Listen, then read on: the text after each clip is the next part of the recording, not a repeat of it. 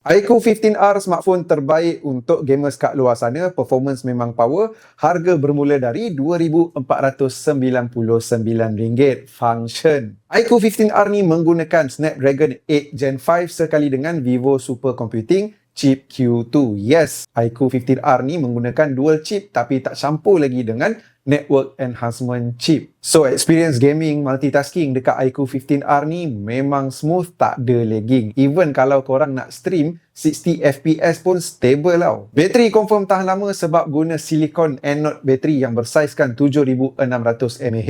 Dan kalau bateri habis pun charging tak payah tunggu lama sebab ada 100W flash charge. Kalau korang risau iQOO 15R ni akan panas kalau korang lenjan main gaming, korang jangan risau sebab dalam dia ada 6.5K iScore vapor chamber sekali dengan dual layer graphite. Memang ultimate cooling system, coverage cooling dalam ni pun luas. So gaming lama-lama, performance memang stable. Untuk display iQOO 15R ni pun macam-macam yang korang kena tahu. 6.59 inci flat screen, 1.5K AMOLED display sekali dengan 144Hz refresh rate. Ada juga super touch control chip yang bantu kita punya gaming. Bila kita touch tu rasa ultra responsif, and ada banyak juga features yang boleh bantu kita untuk jaga mata kita. Software pula guna Origin OS 6, jaminan 5 tahun smooth experience, and datang juga dengan 4 tahun major Android update dan 6 tahun security patches update. iQOO 15R ni memang terasa compact dan juga premium bila pegang lama-lama. Design belakang yang aku punya ni Triumph Silver. Aku rasa style sebab dia ada efek 2 tone macam tu.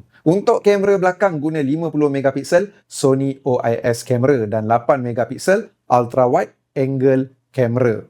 Hasil gambar memang baik guna 50MP Sony OIS kamera ni. Detail texture pun nampak clear dan color pun naik. Lepas tu dekat depan kita ada 32MP selfie kamera dan hasil dia pun agak impresif untuk selfie kamera. Jadi pada tanda harga 2499, korang rasa iQOO 15R ni function tak?